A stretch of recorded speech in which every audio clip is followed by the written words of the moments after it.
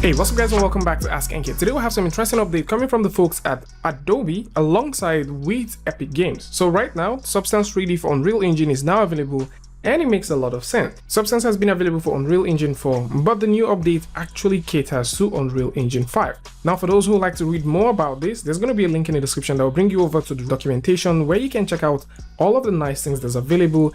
And of course, if you're looking for Substance files, you can actually get lots of Substance assets right here on the Adobe Substance 3D Asset Store.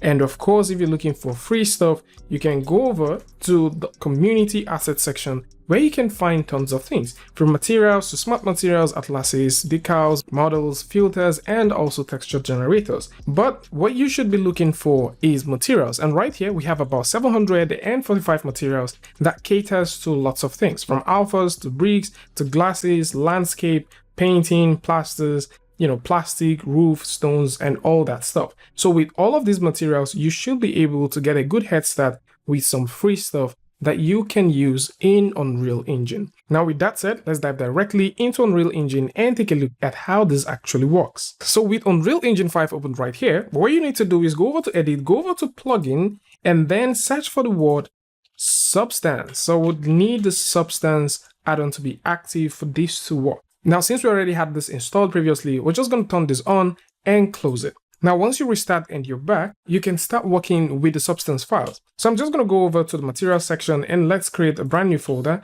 and call this mod. So since we already have a wet brown mod asset, I'm just going to go ahead and drop that right in here and click on import. Now, before you click on import, try to make sure that you have all of your stuff done properly. As in this case, we want this to create a material. We want it to be stored here. And at the same time, we would like to leave the name like this, which is going to be the instance name. And this is going to be the material name. Now, once you have that done, click on import and you have this imported. And once this imports, you would notice that you have texture types that you'll be working with. You have an instance of the substance graph and you have the material. So to apply this to a model, you need to click on the material and drop it. And once you drop it, let's also go ahead and hide this model. So once you drop it, you can now zoom right in and take a look at some of the nice things that the material itself has to offer. So with this material, how you can start tweaking it is also quite impressive. So you can't tweak the materials from here. You need to play with the instancing tool to have this to work. So you need to double click on the instancing tool, and from here is where you start making changes. If you like to change the output size to 8K, you're welcome to do that. If you're also thinking about changing the output size to 2K, this is also something that you can actually do. Next thing is to play with the randomization. So if you like to create some randomization, you can also do that. This is if the material you're working with actually supports it. In this case, I don't really think it supports it, so we're just going to crank that all the way back to 0. And from here, you can start playing with water level.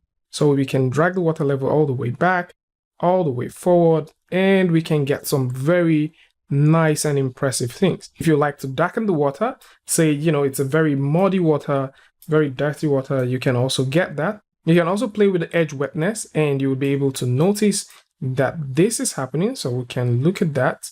And let's also crank this a little bit so you guys can see that right. So if we move this back, you can see it's quite solid. There is no edge wetness. If we push this, you can start noticing that edge wetness right there. So this is very, very useful for those who are thinking about sort of having that transition happening really nice. Now, if this mod exists during winter, you might want to drop in the frost a little bit, and you can also play with the frost crack depending on what you're trying to get. So this is also one of those nice things that you can do with a material like this. Now, this is not a testament to all the other materials that you'll be having. The material properties or parameters that you have here is only significant to the material that you're working with. So depending on the material you're working with, whatever parameters that have been assigned to this material during the graph creation in Substance Designer, this is what you get to play with right here. And of course, if you're new to texturing, you might be wondering, why do we have all of this? Probably just want to have one gigantic, texture traveling from here all the way to this part.